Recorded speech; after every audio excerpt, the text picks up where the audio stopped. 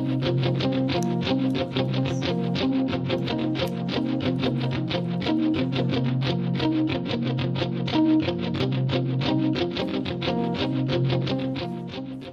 to the Libertarian Counterpoint. I'm Richard Fields. On the program today, we have Michael Patrick Murphy, author of The Government and Other Assorted Tomes, available on Amazon, right? No, actually, the tomes are free. They're just on Facebook. Facebook. Michael Patrick Murphy on Facebook. Okay, and John Cameron, author of Rewire and Re-Kill. Those are on Amazon. Yes, they are. And elsewhere. Or Just not Amazon. elsewhere. Just Amazon, okay. Welcome to the show. Today, I would like to ask you, John, who I know that you're very, very concerned about the fate of the climate, and we just saw an article, a headline article in the Sacramento Bee, so it's got to be true, that we had the warmest year on record in 2015. What say you? Well, I say balderdash. Well, we don't really know, and that's the problem. The people who keep the records play with the records, and they won't respond You mean to the DJs? Yeah,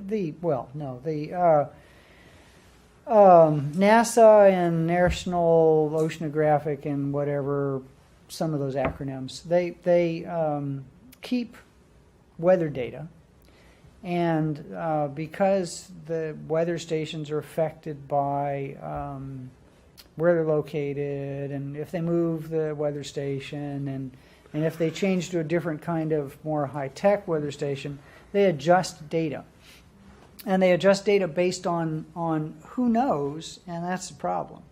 And so a number of people, Congress actually asked these organizations to tell them not only how they kept their data and how they actually measured their data, but how they adjusted their data, because it seems like these numbers are moving. We had this hesitation in global warming for about 15 years, and then they came out and said 2014 was the hottest year on record, and oh, by the way, it was actually 1934.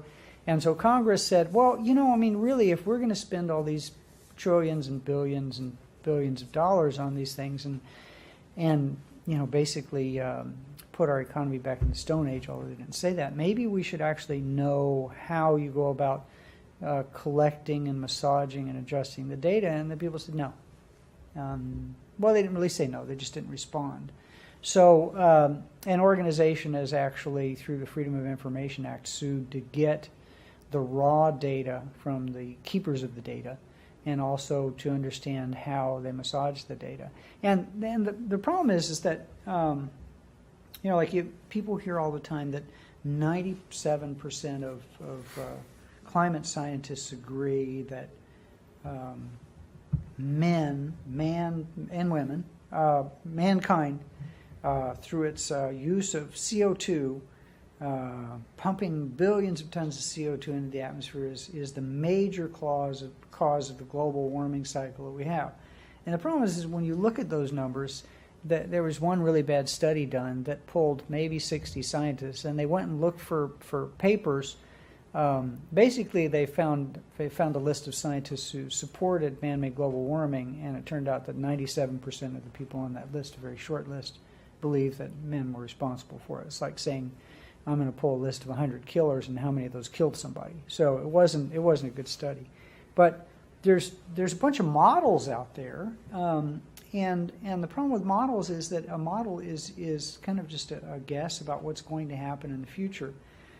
But these are very measurable things. The temperature over the last couple hundred years has been since the 1880s, I think, pretty accurately kept throughout much of the world. And the amount of CO2 that's being pumped into the atmosphere can be pretty accurately surmised. You can figure out the methane by counting the number of cows and listening to them pass gas. No, that's kind of facetious, and all these models predict certain things happening, like sea levels rising, but we don't really know, because the keepers of the records keep changing the records. So it comes down to almost anything yeah. government's involved in. Yeah.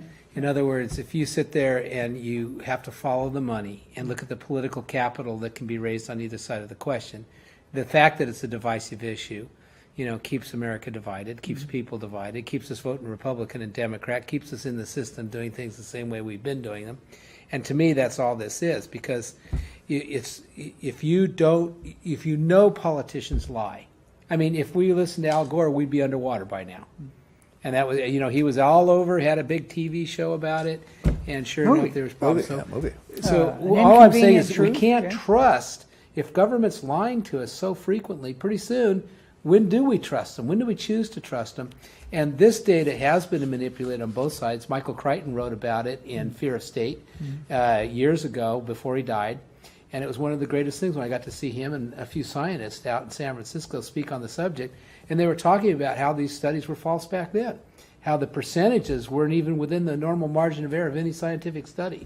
In other words, the differences, the less than 0.01% and so on and so forth was causing problems. Well, I think you're onto something, that it's a meme that's used by people who are trying to control the body politic one way or another. It used to be communism was the meme, and they kept everybody in line. Everybody has to stay in line in order to And fight now for that we bread are and communists, that's kind of a mood issue. So. And now that we're well, now that we're close, and Not we need, but the rest yeah, of we. yeah. we need another enemy, and so now the enemy is the Iranians and the Global Arabs warming and and global cows warming, and, and the thing about global warming is that it's so what if Climate change. if the climate changes to a warmer temperature. And you can, I always like to say, grow sugarcane in Siberia. So what? That's good. It's a good thing. It's a whole lot better. People will than, migrate to where the fertile land is, and if the fertile land is farther north, so be it. Who cares? Well, people don't realize the sun so much as burps and it changes climate change much more than anything we've done on the earth. And that's been proven by not just by numerous studies. Did you say the sun? The sun Oh, so yeah, the much sun as burps, it So- causes more climate change than anything we've done. And that's the thing. The only model out there that actually accurately predicts weather, or Sunspot. predicts Sunspot. rather temperature, global temperature, is from solar activity. But so Nietzsche said all that the government says is a lie, and all that it has it stole is accurate. And I would say what they're doing is they're trying to turn a trace gas into the national debt. So I would agree with you in that we do have a catastrophic event just hanging out in our near future that could destroy our planet as we know it, civilized planet, and that's all the debt that's out there. But they never talk about that. They talk about, those darn Iranians, those darn immigrants, the Super Bowl, whatever it is, bread and circuses, something to distract the populace from the reality and to guide the populace down the rosy path to create ever more power for ever more powerful government. So I agree with both. I'm a person who, on the side of the people who would want to burn less carbon dioxide. I agree with them in the sense that I would like to spend zero time commuting or zero time, driving back and forth between work and home. And one way to do that is, of course, to make everybody live upstairs from where they work. That doesn't seem to be gaining a whole lot of traction. But another way is the self-driving car. And government is here to save us again. The Department of Transportation Secretary Anthony Foxx has proposed $4 billion of government money as an appropriation for research on self-driving cars. Now, the only question I have is, hasn't Tesla and Google don't they already have working prototypes? Yes, there's theoretically working prototypes. You look at 20% of the drivers on the road are really probably psychologically, diagnostically considered dysfunctional. And they're on the road beside us. They're at our workplaces. They're in the market when we go do our shopping. And so maybe certain drivers would be better off if we replaced them with an auto-driving car. People that have drunk driving records, for example, and can't drive, perhaps that's another option for them. However, me personally, and to think that the government's spending any money on this at all and doing anything, has any involvement whatsoever, I don't have faith in that. I have faith in the free marketplace on that. And I'm going to buy a very safe car. If I know other cars are automated and likely to crash into me, then I'll try to make my car buffered up a little safer than it was before the event. Well, arguably, unless the big problem, of course, with self-driving cars, as with any technology, is computer glitches. But save computer glitches and viruses. Save computer glitches caused by viruses or just bad luck. So the record of the existing self-driving cars that Google has put on the street is they haven't had a whole heck of a lot of accidents. They're a heck of a lot safer than you or I are, or at least than you are. And the problem with them driving is not that they make mistakes, but they're having to alter the behavioral programming of these self-driving cars because Other people make mistakes. the human drivers don't follow the rules that the self-driving cars have been programmed to follow. So, say following distance, for example, you drive for a living Yes. on occasion, so you know how badly people drive. No, my 20% goes way up on Friday and Saturday night. And then most accidents are caused by aggressive drivers, and they're the ones that typically aren't in the wreck, but they cause the wreck. And self-driving cars aren't programmed for that. But here's my thought on it: if the Department of Transportation wants to throw $4 billion at this, it means that self-driving cars are a threat to somebody who's giving money to one political party or the other.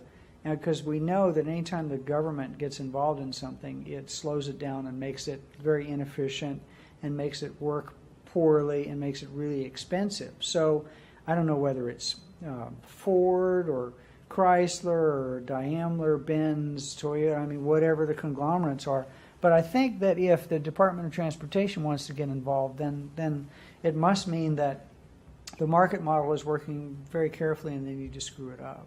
Well, I think that you say that tongue in cheek, I guess. No, but I don't. I think Not at all. I think that's. I mean, look at healthcare. Yeah, You want to mess something up, get government involved in it. I think there's a lot of truth in that, and the reason I say that is because the model that Google and Tesla is using is they are taking our highways and roads and byways and streets as they are and building cars to operate within the environment that already that means exists. they can't spend trillions on infrastructure. What the Secretary of Transportation is talking about doing is putting together essentially a new interstate system, automated with bells and whistles and sensors and all kinds of things to drive the cars from the side of the road.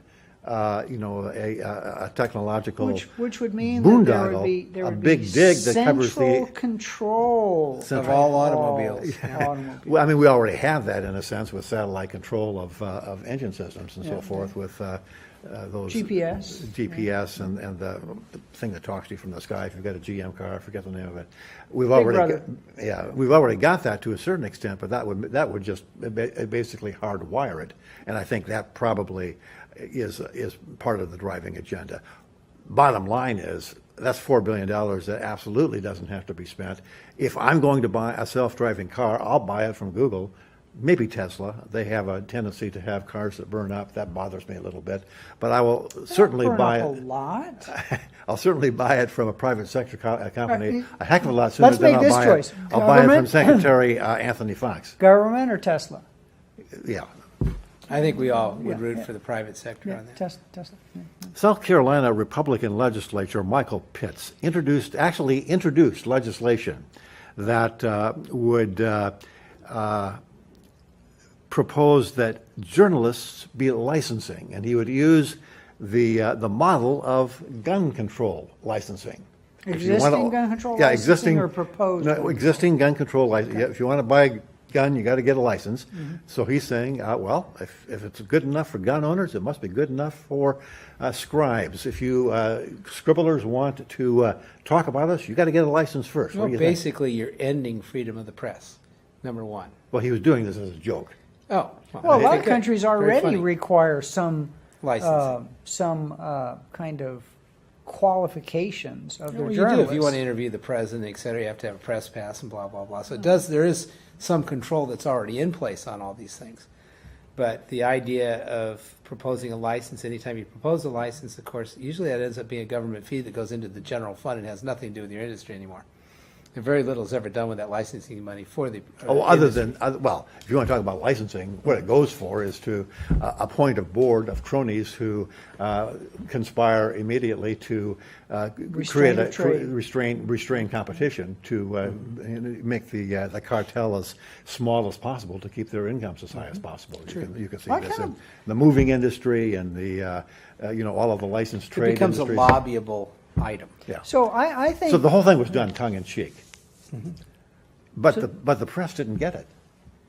That it was tongue in cheek? No, they thought this is serious, and they really Up got in arms? They I'll got bet. up in arms. They got all bent out of shape. That's what I do. I Well, write all day long. So he would propose that these people be of sound mind, right? That would let half the journalists. And off. who would qualify what a sound mind Sound mind. is? Well, we haven't talked about the president's executive order saying that you have to be of sound mind in order to be licensed to buy a firearm, and that he's also recruiting doctors and who knows who else to rat on you if they think that you're not of sound mind. And, I mean, Does that mean- opens up the possibility voted, that if voted my... libertarian, not if of my- sound mind, voted exactly, Democrat, or is if of it- sound mind? Yeah, You know, there you go. your ex-girlfriends might say, well, he's not particularly sound, and call... Might? Well, there's no gun for me. Let's just put it that way. might make it really difficult for you to prove a negative. Anyway, that's kind of a detour, but an interesting one. It I certainly kinda like was. it. I kind of like it. So they can't have been convicted of a felony.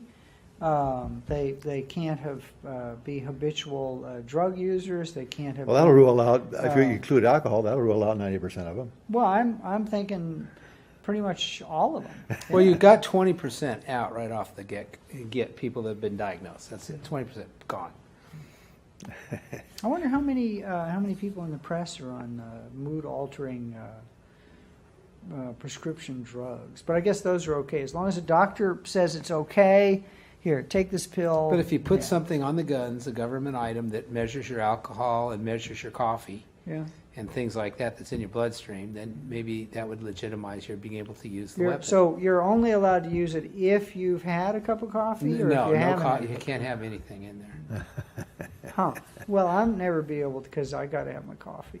That's all. There is. No allergy medication. 75% of the top 100 firefighters' salaries in the Sacramento metropolitan area happen to be at the Sacramento Metro Fire Department. And we're talking about salaries that top out at $316,000 a year for the chief, and 67 firefighters in Sac Metro make over $200,000. I feel a lot safer because of that. Don't you, John? No, actually, I quite frankly. I mean, knowing that we have high-paid professionals putting out our brush fires? Well, you have these high-paid professionals because of rules in Sacramento County who get alerted and go to every traffic accident because that's where they wrote the rules. So, how many fires they put out, I don't know. I think it'd be virtually impossible to get that information. I know they spend a lot of time cleaning their equipment, and that's not a euphemism, folks. I wasn't talking about self-abuse here. But what bothers me is that you have these government entities where, and it's a monopoly. You can't. Whenever I talk to liberals, one of their first things right off the bat they say is, "Well, what would you have? Private fire departments where they would only come to your house if you paid them a fee, and they act as if that's the most horrible thing on the planet." And my answer is, yeah, why not? And if you don't pay for fire coverage, then they don't come to your house. And if you don't pay for fire coverage, then you can't get fire insurance. So you can't have a mortgage. So, I mean, it's really easy to do. But they Well, act, with they act as technology, if, there's a lot more that if this emphasis on government fire protection was changed to an emphasis on personal fire protection. There's a lot of things out there now. And people, once they became self-reliant, in other words, we can't depend on government. There isn't a government fire department. Now what? Well, now I clear my yard. Now I put in fire smoke detectors. Now I do all the things. And if I don't and I lose my house, well, then the neighbors have a problem too. If their house is close by, maybe that would jeopardize their home. So there's got to be the whole industry and the way we look at it would change. When you privatize roads, schools, fire protection, all these basic, what we think of as fundamental government services that we all grew up with, once you privatize them, the whole mental game changes. The whole way we look at fire and flood protection, all these things starts to change. And I think that's, people aren't ready for that. They can't instantly all of a sudden get into that, But I think in the long run, it would be healthy for people to become more independent. The problem is that these people are so entrenched with the sheep in the electorate just have accepted the fact that certain professions are government professions, and that somehow it's okay for these people to make outrageous amounts of money. I mean, you look at the skill set required to put out a fire. There is fire science, and it's very important. I'm not negating that. But you look at the people that are paid, and you look at their business plan, how many people are in a managerial and leadership roles and make huge amounts of money. And this is not even counting the fact that many of these people make huge overtime. I mean, when they go to fight a fire, they could be fighting a fire for 24 or 48 hours, something I wouldn't want to do. And, when they're rousted or respond to alarm, and it's after certain hours or all the rest of that. And that doesn't alter the fact that when they sit around and do absolutely nothing for days at a time, they're still paid. I remember a time, And not volunteer that long fire ago, departments didn't do that. And Well- they've started to eliminate them through unions and everything else, eliminate but volunteer. volunteer fire departments were tremendously effective. And this is before the age of the technology that we have now, because now it would be very simple to create an app on a phone to where the only people who would get the call to go to the fire department and jump on the fire engine, respond to a fire, would be people who were physically within a minute away, whereas before you couldn't do that. Or you could have people simply show up at the fire and then don their firefighting equipment, and the only people that would need to actually be near the engine is the engine driver. I mean, you drive for Uber on occasion, and the same technology that figures out, who should respond to an Uber call could certainly be set up to say who should respond to that fire call. So the technology is now there to go back to a model that worked tremendously well in our country even before the advent of technology that we have now, which is volunteer fire departments. We could eliminate it all. How many people wouldn't? I mean, there are people who love to volunteer to help out their neighbors. Well, and if you knew there was no fire department, I you don't wouldn't- think you'd have to pay maybe 1% of the people to put out a fire. People would be eager to help their neighbors put out fires.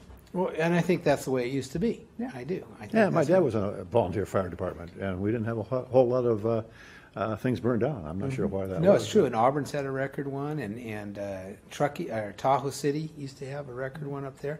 And it's amazing how effective they were. Yeah. And I think that's something Before the that's big for us. technology they have now. Now you have smart, you have wonderful smoke detectors and carbon monoxide detectors in homes.